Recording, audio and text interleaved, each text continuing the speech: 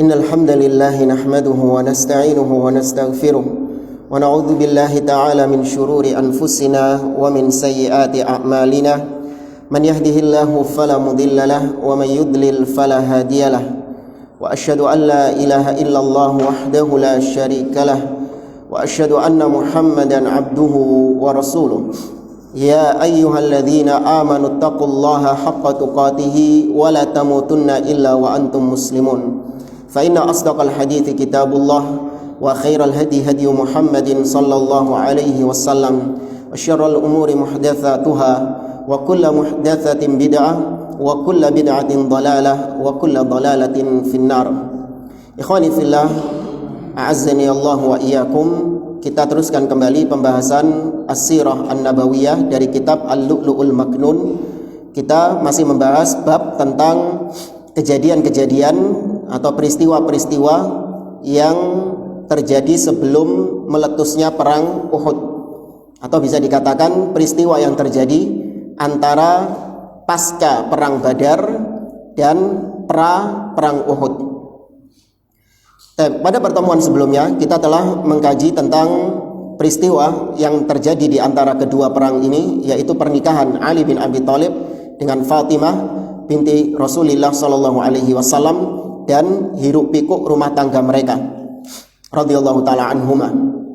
Kemudian di sini beliau membahas tentang zuhurun nifaq wal munafiqina fil Madinah, munculnya kemunafikan dan orang-orang munafik di kota Madinah.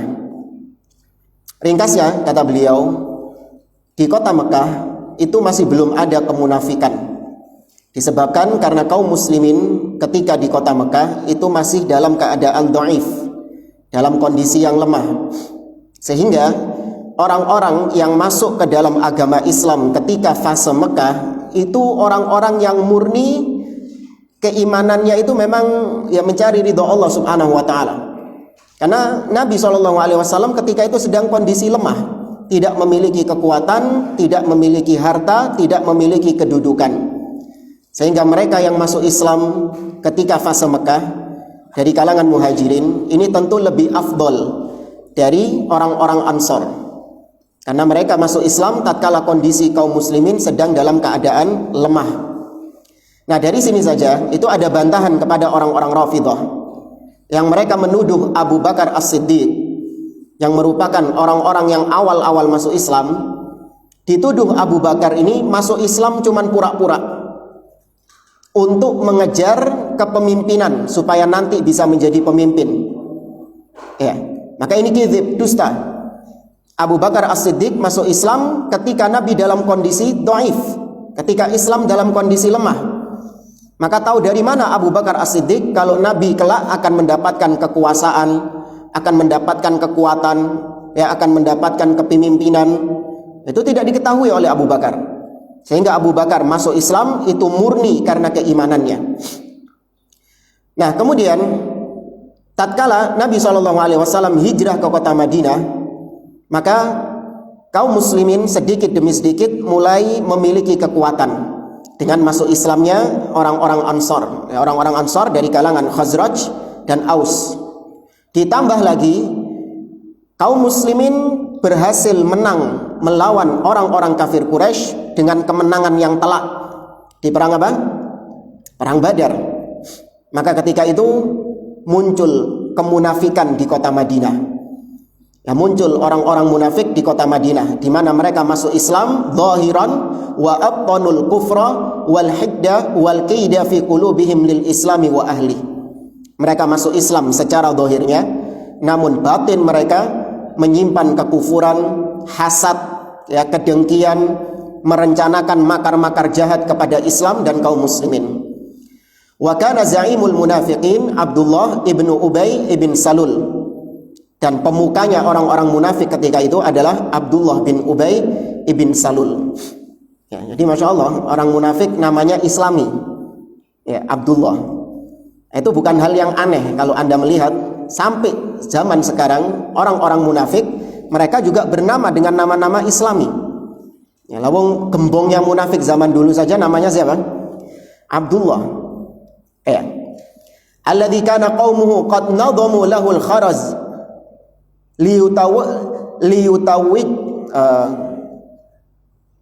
liyutawwijuhu malikan alaihim qabla maqdami Rasul sallallahu alaihi wasallam al-Madinah kama dzakarna dzalik. Abdullah bin Ubay bin Salul ini hampir menjadi pemimpin kota Madinah ketika itu, sebelum datangnya Rasul sallallahu alaihi wasallam ke kota Madinah. Jadi kalau kita mau flashback, nah ini sudah pernah kita sampaikan dulu ya di awal-awal kajian tentang sirah. Ya, kalau nggak salah mungkin dulu di masjid yang lama, rahimahullah. Ya. Ya, kita kisahkan tentang bagaimana dahulu Khazraj dan Aus itu adalah dua kabilah besar di kota Madinah, di kota Yathrib, yang hobinya itu perang.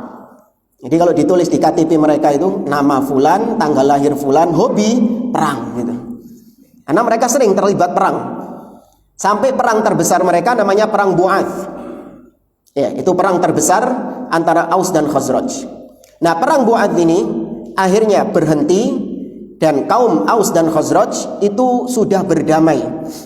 Dan tokoh yang menjadi perdamaian antara Aus dan Khazraj ini adalah Abdullah bin Ubay bin Salul.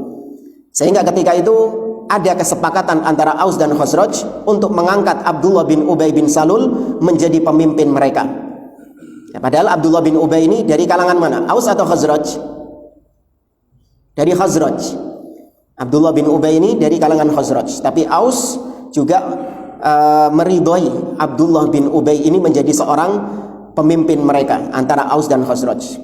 Namun ternyata Nabi SAW mengutus Mus'ab bin Umair ke kota Madinah untuk berdakwah, mengajak orang-orang Madinah masuk Islam. Akhirnya banyak di antara Aus dan Khazraj masuk ke dalam Islam. Kemudian Nabi berhijrah. Hal ini yang menyebabkan akhirnya Nabi yang dijadikan pemimpin oleh Aus dan Khazraj. Hanya seperti kalau misalnya Abdullah bin Ubay bin Salul ini mau dikasih mahkota raja, wis ate nemplek nang ndase, mari ngono gak sido. Dikekno Nabi SAW. Tahu gimana mangkelnya Abdullah bin Ubay bin Salul ini kan? Iya, hawas luar biasa kepada Nabi SAW. Itu alasannya kenapa Abdullah bin Ubay bin Salul dengki kepada Nabi SAW.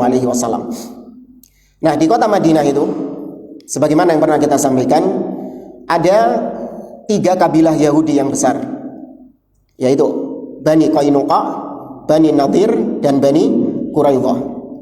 Kemudian di kota Madinah ada orang-orang Arab antara Aus dan Khazraj. Mereka itu ada yang sudah masuk Islam sehingga menjadi Ansor. Nah, itu Aus dan Khazraj yang masuk Islam maka disebut dengan Al-Ansor.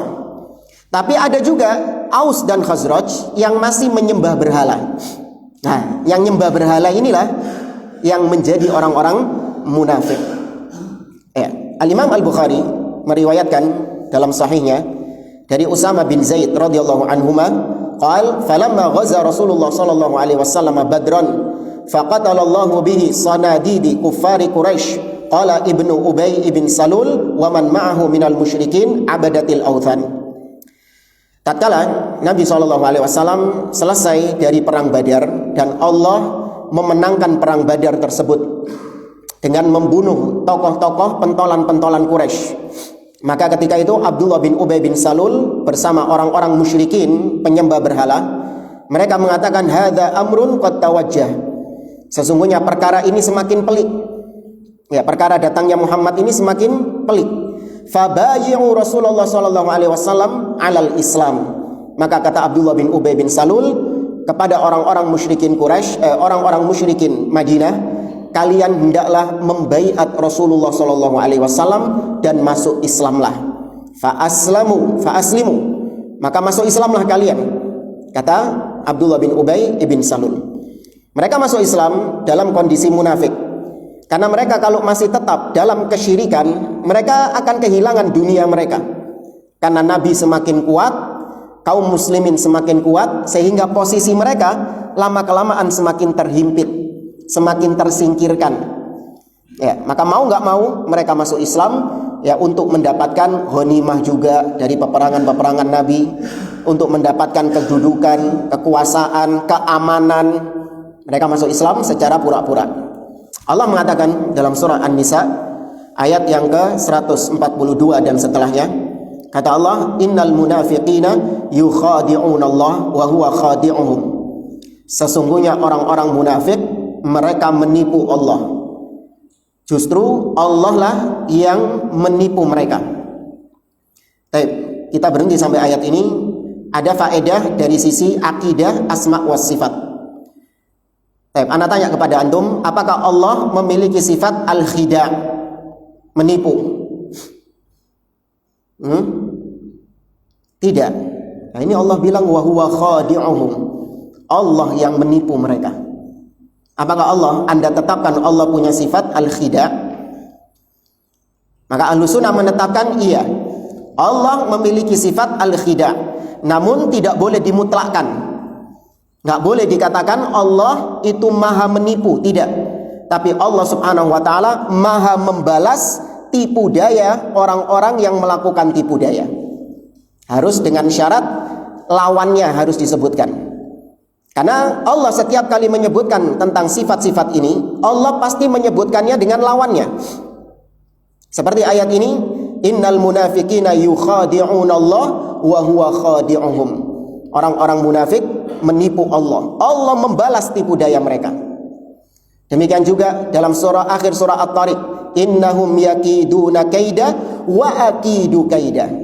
Disebutkan dulu orang-orang kafir mereka membuat makar dan aku balas makar mereka. Wa yamkuruna wa yamkurullah wallahu khairul makirin. Mereka membuat makar dan Allah membalas makar mereka. Ya, jadi ditetapkan Allah memiliki sifat-sifat al-kaid, al-makr, kemudian al-istihza. Allah membalas, ya, Allah membalas caci makian mereka. Ya, demikian juga ini al-khida', itu ditetapkan termasuk sifat Allah Subhanahu wa taala, namun tidak boleh dimutlakkan. Harus diikat. Paham enggak cuma? Ya. Kata Imam Ibnu Katsir berkaitan dengan tafsir ayat ini, kata beliau, wala syakka anna Allah taala la yukhada'. Tidak diragukan lagi Allah itu tidak bisa ditipu. Ya, Allah tidak bisa ditipu. Fa innahul alim bis-sarairi wad-dhamair. Karena Allah Maha mengetahui apa yang tersembunyi ataupun yang nampak. Ya, maka ayat ini tidak menunjukkan orang munafik berhasil menipu Allah Subhanahu wa taala.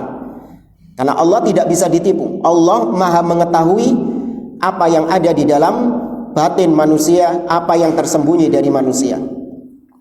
Kemudian kata Allah, wa idza qamu ila sholati qamu kusala yura'una an-nas wa la yadhkurunallaha illa qalila. Ya, ciri orang munafik ini apabila mereka menegakkan salat, mereka salat dalam keadaan malas. Dan mereka salat dalam keadaan yura'una an-nas, hanya sekedar untuk supaya dilihat oleh manusia. Wala yadhkurunallaha illa qalila, dan mereka tidak berzikir kepada Allah, tidak mengingat Allah kecuali hanya sedikit saja. Ya. Maka orang-orang munafik, ya, mereka ini riya ketika salat, ketika ibadah. Namun riya di sini itu dikategorikan syirik akbar. Kita biasa tahu bahwa riya itu masuk kategori syirik kecil, syirik asghar. Ya, tapi itu riya yang yasir. Ya, riya yang kecil. Tapi kalau riyaknya orang-orang munafik, yaitu memang ibadah dia itu dibangun di atas dasar ingin dilihat sama orang, sama sekali tidak mengharapkan apapun dari Allah Subhanahu wa taala. Maka riyak yang seperti ini itu syirik akbar. Adapun riyak yang syirik kecil, yaitu seorang dia itu awalnya mengharapkan pahala dari Allah, mengharapkan ampunan Allah, mengharapkan surga Allah, namun masuk di dalam niatnya itu riyak. Ya, bercampur antara ikhlas dengan riya. Nah, ini yang syirik kecil. Kalau tidak dilawan sama dia, maka dikhawatirkan amalan yang dia kerjakan itu akan tidak diterima sama Allah Azza wa Jalla. Tapi kalau dia berusaha untuk melawan riya tersebut, maka insya Allah pahalanya tetap di sisi Allah Subhanahu wa taala. Mudzabdzabina baina dzalik, la ilaha ula'i wa la ilaha ula, wa may yudlilillahu falan tajida lahu sabila. Orang-orang munafik itu mereka mudzabdzab. Ya, mudzabdzab pelin-pelan, tidak ke sana dan tidak pula ke sana. Ya, tidak bergabung dengan orang-orang kafir secara terang-terangan, tapi tidak pula dikatakan bergabung dengan orang-orang beriman karena batin mereka mengingkari keimanan tersebut. Maka barang siapa yang disesatkan oleh Allah, maka dia tidak akan mendapati jalan kebaikan. Al-Imam Muslim rahimahullah meriwayatkan dari Abdullah ibn Umar radhiyallahu anhuma, qala Rasulullah sallallahu alaihi wasallam, Nabi bersabda, mathalul munafiq kamathalis syatil a'irah bainal ghanamain ta'iru ila hadhihi marratan wa ila hadhihi marratan. Permisalan orang munafik, kata Nabi, itu seperti seekor kambing yang kebingungan antara dua kambing-kambing, antara dua kelompok kambing. Kambing kan biasanya berkelompok-kelompok itu. Nah, ada yang satu kambing ini kebingungan, mau ikut rombongan kambing ini atau ikut rombongan kambing ini. Terkadang ikut sini, terkadang ikut gembalanya ini. Ya, itu orang-orang munafik dalam kebimbangan. Itu yang berkaitan dengan kaum munafik. Kemudian kita melanjutkan ke pembahasan berikutnya, yaitu Ghazwatu Bani Qainuqa, peperangan Bani Qainuqa.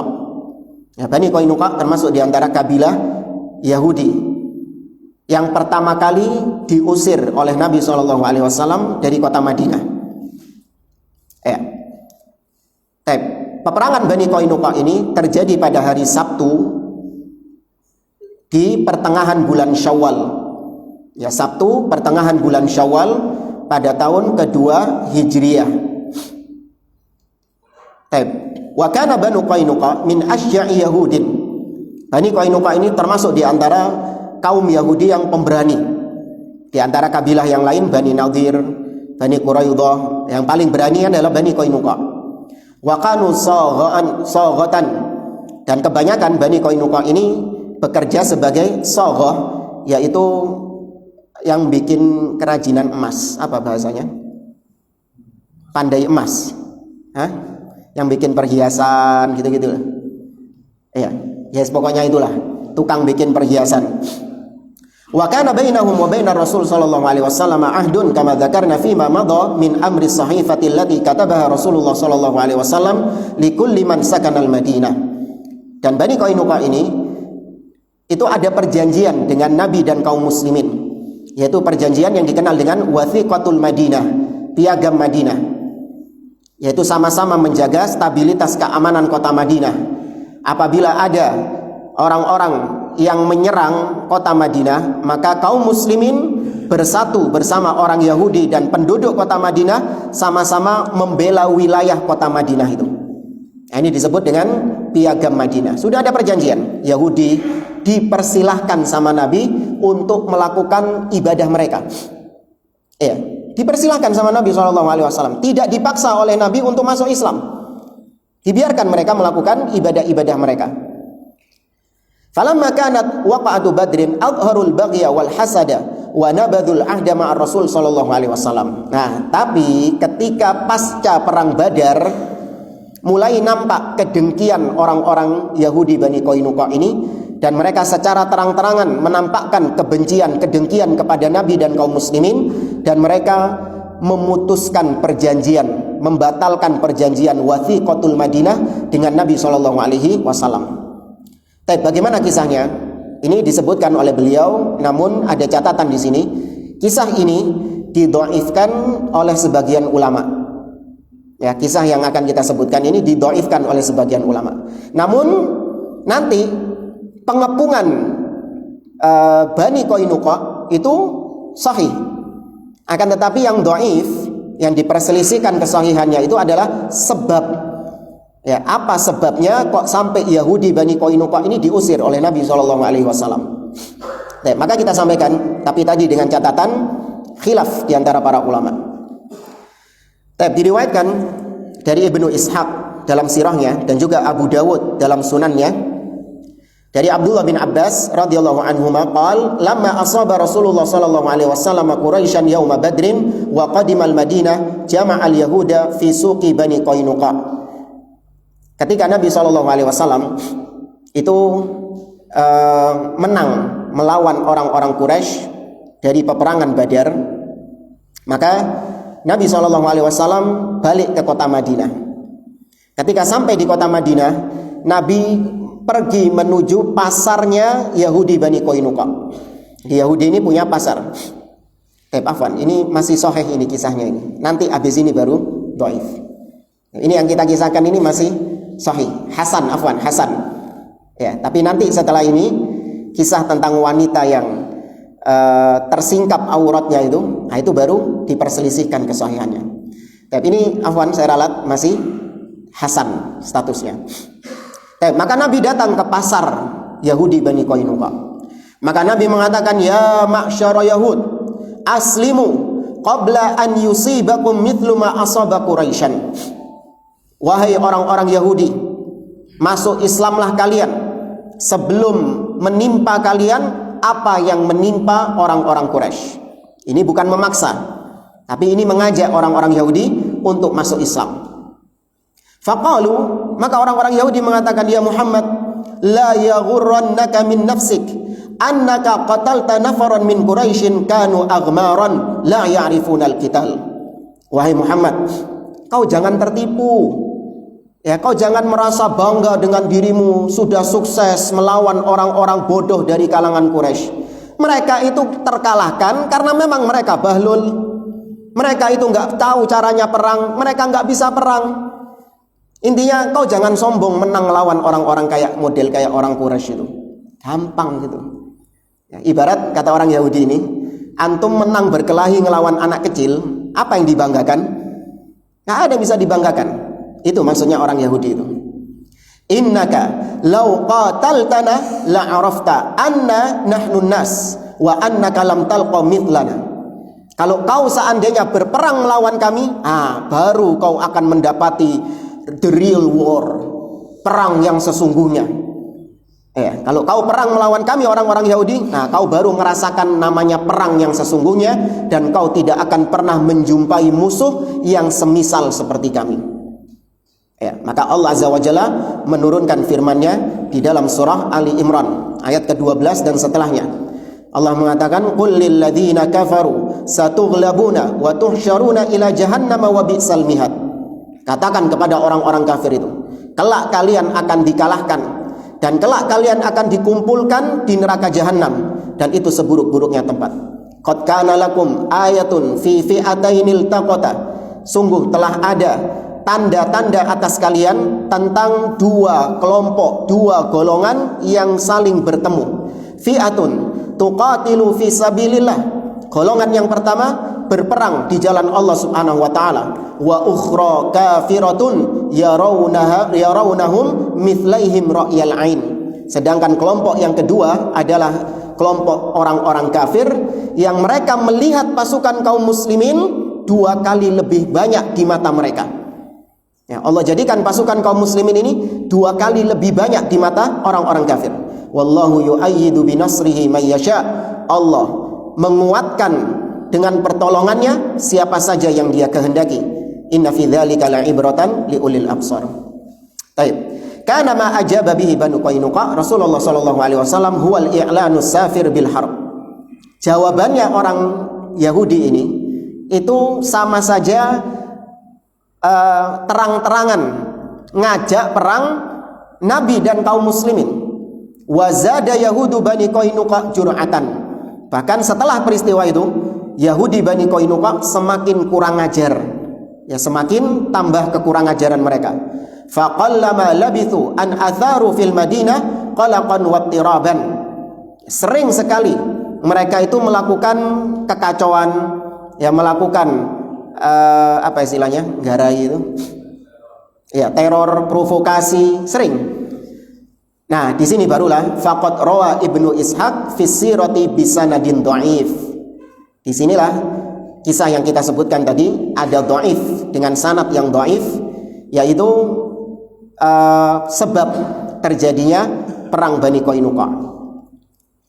Qal anna imra'atan minal Arab qadimat bi jalabin laha. Suatu ketika ada seorang perempuan Arab ya, muslimah, dia ini mau menjual barangnya ke pasar Yahudi. Faba'athu fi suqi Bani Qainuqa. Dia jual barangnya itu ke pasarnya Yahudi Bani Qainuqa. Wa jalasat ila sa'ir. Dia pun duduk di dekat tadi orang yang pandai emas tadi, penjualnya tadi. Faja'alu yuridunaha ala kashfi wajhiha. Mereka pun ingin untuk menyingkap wajahnya. Itu muslimah di zaman dahulu pakai niqab. Ya. Fa'abat. Tapi ternyata wanita muslimah ini enggan untuk menyingkap wajahnya. Fa'amada sa'il ila tarafi thawbiha fa'aqadahu ila dhahriha wa hiya ghafilah. Maka kemudian si pedagang tadi, Yahudi tadi, dia mengikat ujung pakaian wanita tersebut, ya, diikat di suatu tempat, sehingga nanti ketika wanita ini bangkit dari tempatnya, maka ya tersingkap auratnya tadi. Wahia ghafilah, dan dia nggak sadar ini perempuan ini kalau ujung bajunya itu sedang dililit. Falamma qamat inkashafat auratuha. Maka benar ketika wanita ini berdiri tersingkap auratnya. Fadhahiku biha, maka cekakaan ngakak orang-orang Yahudi ini. Ya. Fasahat, wanita ini pun menjerit. Fawathaba rajulun minal muslimin ala sa'ihi faqatalahu. Maka ada seorang muslim yang kebetulan ada di lokasi itu langsung bersegera membunuh si Yahudi tadi. Wa kana sa'ih Yahudiyan fashaddatil yahud alal muslimin faqataluhu. Ngelihat ada sahibnya dibunuh, maka Yahudi-Yahudi yang lain ngamuk. Maka mereka pun balas membunuh seorang muslim tadi. Dibunuh seorang muslim tadi. Fastasraha ahlul muslimil muslimin alal yahud. Maka keluarganya muslim tadi, ya, keluarganya muslim tadi yang dibunuh sama orang-orang Yahudi, dikeroyok sama orang-orang Yahudi ini, mereka minta bantuan kepada kaum muslimin yang lain. Faghadibal muslimun. Maka kaum muslimun ketika itu marah. Fawaqa asyarr bainahum wa baina Bani Qainuqa. Maka terjadi keributan yang besar antara kaum muslimin dengan Yahudi Bani Qainuqa. Baik. Ya, ini kisahnya disebutkan dengan sanad yang dhaif, wallahu a'lam. Baik, intinya falamma ra'a Rasulullah sallallahu alaihi wasallam anna Yahuda Bani Qainuqa naqadul ahda wal mitsaq. Tatkala Nabi melihat orang-orang Yahudi ini tambah hari tambah kurang ajar. Mereka secara terang-terangan ingin untuk membatalkan perjanjian piagam Madinah itu. Wa tawassa'u fi istifzazihim sara ilaihim. Dan mereka terus melakukan provokasi-provokasi kepada Nabi dan kaum muslimin. Maka Nabi pun ingin mengadakan perhitungan dengan mereka. Ya, ingin melakukan sesuatu, memberi pelajaran kepada mereka. Maka Nabi pun berangkat menuju perkampungan Bani Qainuqa. Wastakhlafa 'alal Madinah Aba Lubabah Bashir ibn Abdul Munzir radhiyallahu anhu. Sedangkan kota Madinah urusannya diserahkan kepada sahabat Abu Lubabah Bashir ibnul Munzir. Wa dafa'al liwa ila Hamzah bin Abdul Muttalib radhiyallahu anhu wa kana liwa'an abyad. Dan Nabi memberikan panji putih kepada Hamzah bin Abdul Muttalib. Falamma ra'au al-muslimina tahassanu fi husunihim fahasarahum Rasulullah sallallahu alaihi wasallam asyaddal hisar. Maka Nabi pun dan para sahabat mengepung perkampungan Bani Qainuqa itu. Jadi perkampungan mereka itu seperti benteng, ya. Ya, jadi ada, ya, tahu benteng ya. Jadi masuknya itu nggak kayak sini, tahu-tahu bisa masuk gitu perumahan, enggak, tapi kayak benteng. Dimasuknya itu melalui gerbang yang besar. Maka Nabi pun dan para sahabat mengepung mereka dengan pengepungan yang ketat. Dengan pengepungan yang ketat. Bahkan wadamal hisar 15 lailatan ila hilali dzulqa'dah. Bahkan pengepungan itu terus dilakukan oleh Nabi dan para sahabatnya sampai terlihat hilal bulan Dzulqa'dah. Berarti berapa hari? 15 hari tadi kan sudah disebut. 15 hari. Kan dimulai kapan tadi? Pertengahan Syawal sampai muncul hilal Dzulqa'dah. hatta qadhafallahu ar-ru'ba fi qulubihim, sampai akhirnya Allah memberikan rasa takut kepada orang-orang Yahudi tersebut. Fanazalu ala hukmi Rasul sallallahu alaihi wasallam fa amara bihim Rasulullah sallallahu alaihi wasallam faqutifu, maka mereka pun tunduk, nyerah dengan hukum yang akan diberikan Nabi kepada mereka, karena Nabi pemimpin. Mereka pasrah sudah, mau dihukum apa sama Nabi sallallahu alaihi wasallam, dan Nabi memerintahkan para sahabat untuk mengikat orang-orang Yahudi tersebut.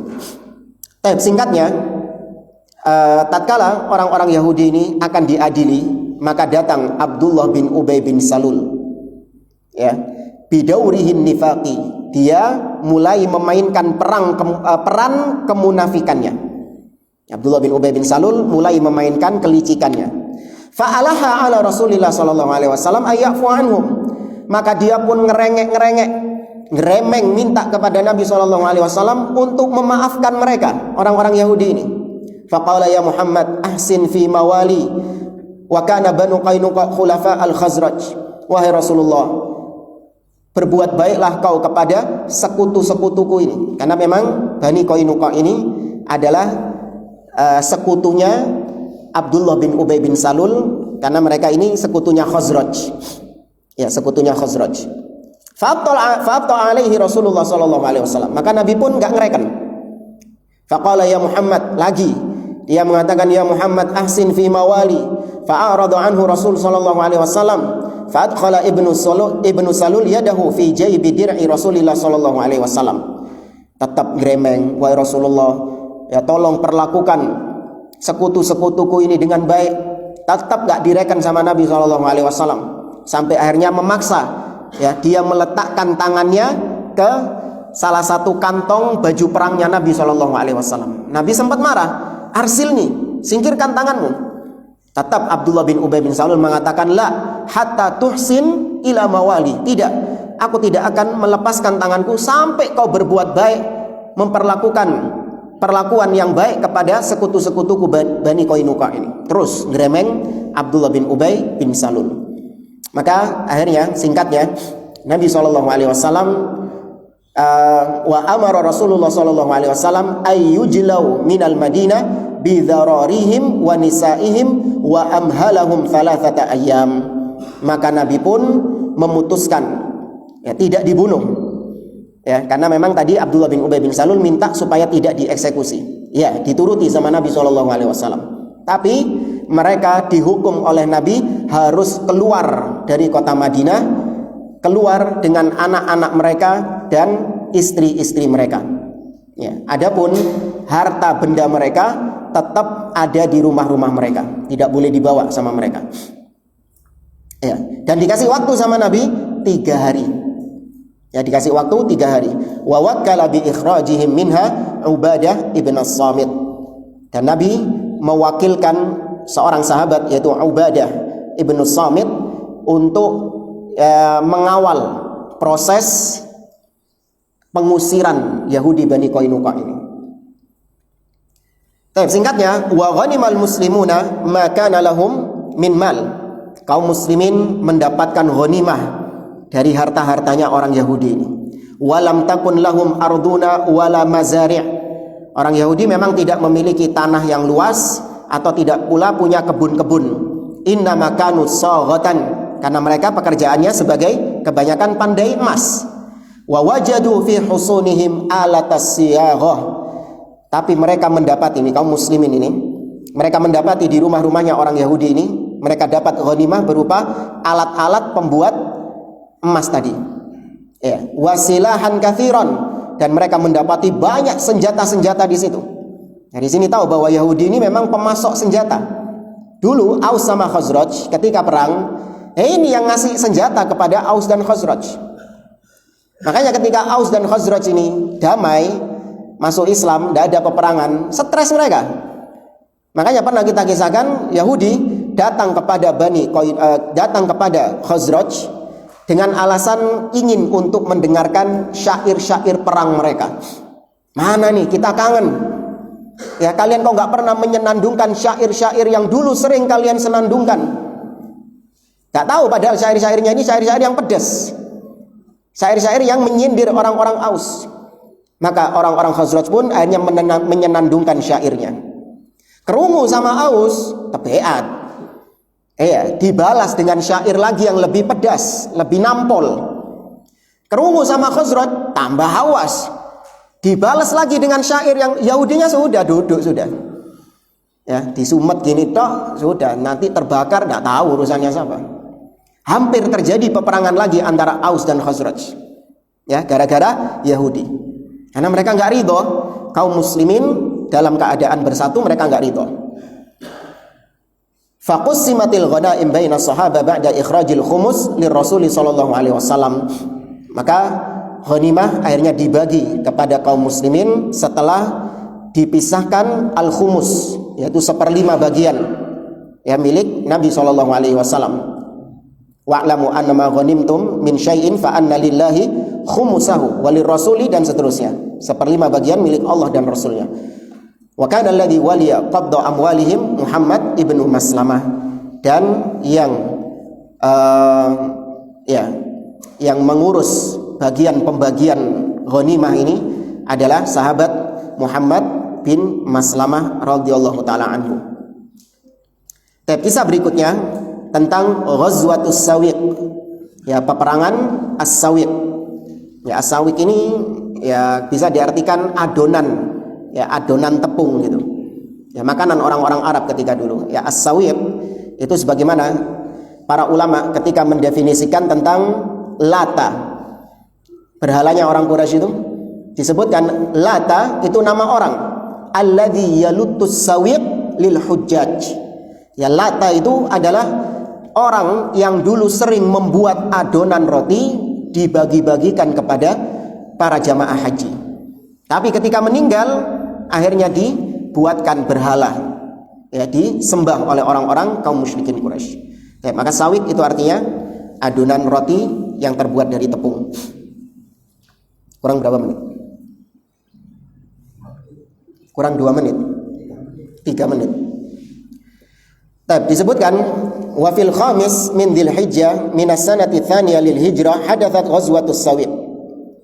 Pada tanggal 5 Dzulhijjah, berarti 1 bulan setelah peristiwa yang terakhir kita sebutkan tadi, yaitu bulan Dzulhijjah. Di masih tahun kedua Hijriah terjadi Ghazwatus Sawiq, peperangan Sawiq. Kalau disebutkan ghazwah itu jangan diartikan peperangan antara dua kubu yang pedang-pedangan gitu, enggak mesti. Ya, terkadang disebut ghazwah ini yaitu adanya kontak atau hampir terjadi kontak antara kubu satu dengan kubu dua. Itu sudah disebut ghazwah. Ya. Padahal nanti kalau kita lihat Ghazwatus Sawiq itu enggak sampai terjadi peperangan. Tapi kisahnya lamma raja'a Abu Sufyan ila Makkah wa raja'a fallu Quraisyin min Badr, nadhara Abu Sufyan alla yamassa ra'sahu ma'an min janabatin hatta yaghzuwa Muhammadan sallallahu alaihi wasallam wa ya'thara li ashabihi. Ini kisahnya orang-orang Quraisy. Ketika orang-orang Quraisy setelah perang Badar, mereka balik ke kota Mekah. Ini pasukan yang sudah kalah ini balik ke kota Mekah. Maka Abu Sufyan ikut perang enggak? Enggak ikut. Abu Sufyan enggak ikut perang Badar, kan dia sama siapa? Sama kafilah dagang. Ya kan? Kan selamat Abu Sufyannya ini. Tapi dia mendengar kabar dan dia tahu kabar tentang tewasnya orang-orang kafir Quraisy ketika itu. Maka ngamuk Abu Sufyan ini. Ini Abu Sufyan belum masuk Islam. Maka dia pun bernadar untuk tidak keramas ya dari junub, tidak keramas dari junub sampai bisa balas dendam kepada Muhammad dan sahabat-sahabatnya. Adzan. Baik, kita dengarkan adzan, setelah itu kita lanjutkan. Wallahu a'lam.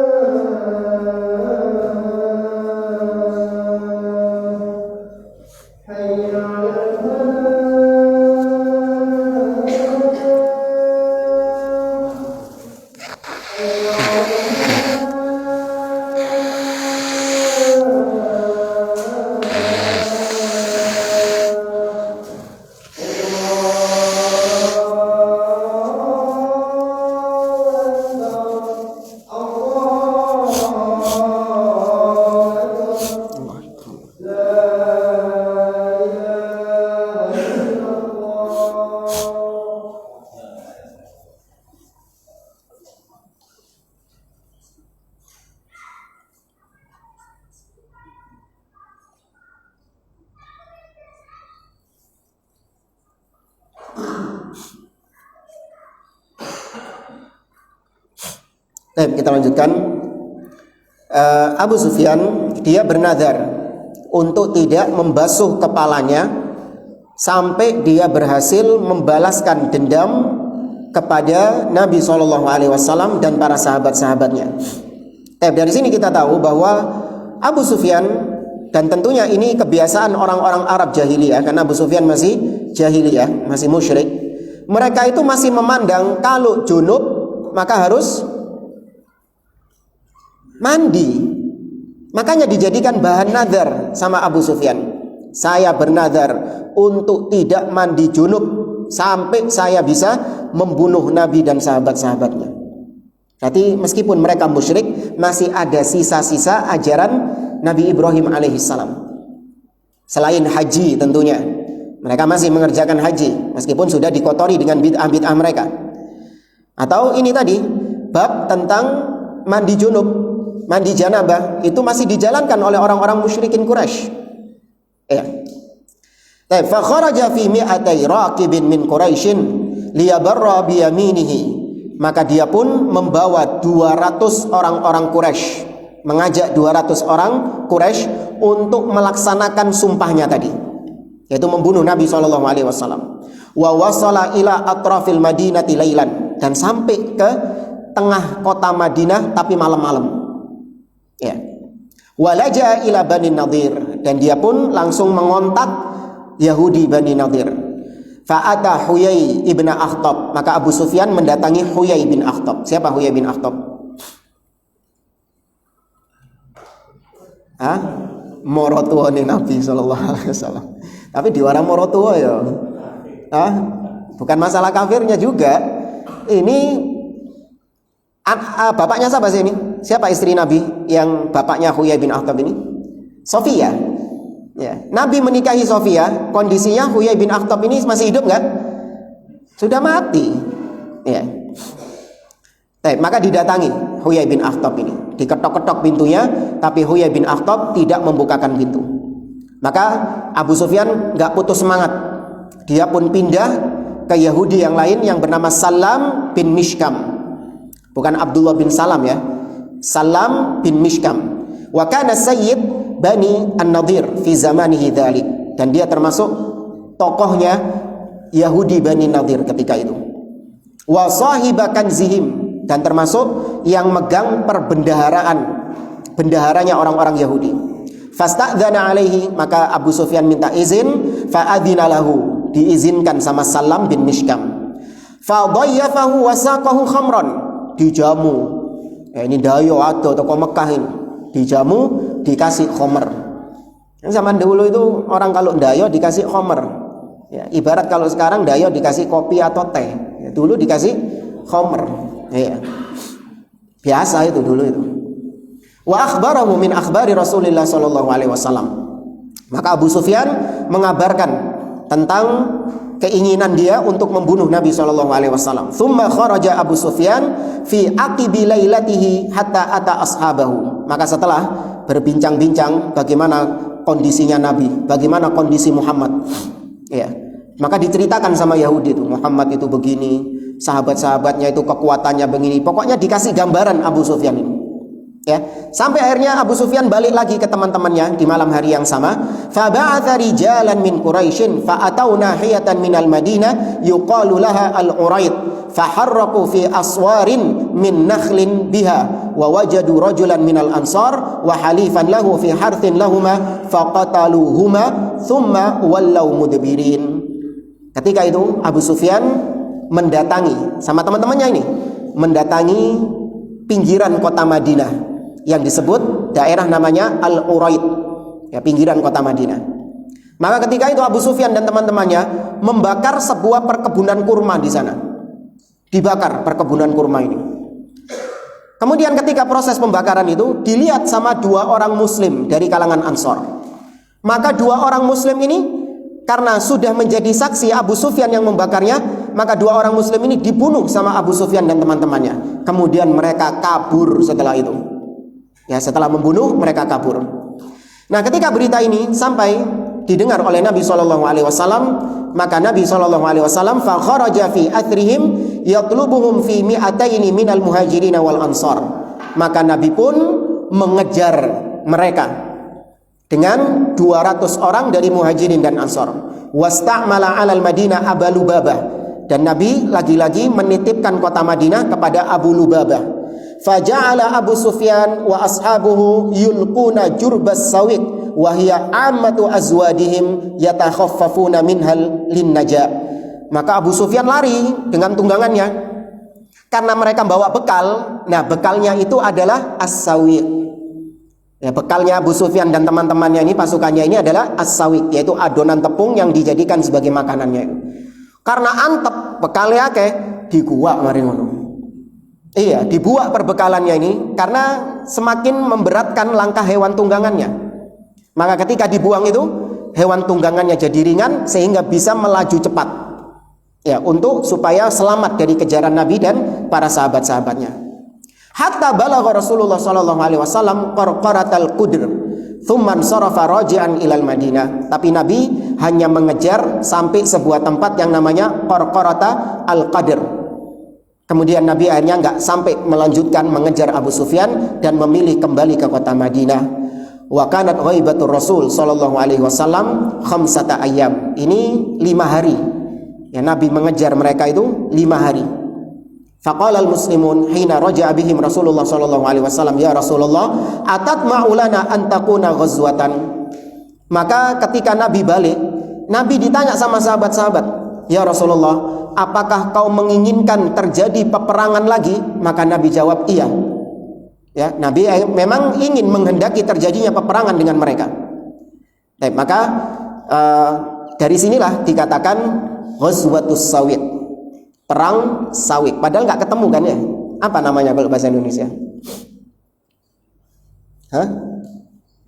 Selip. Ya.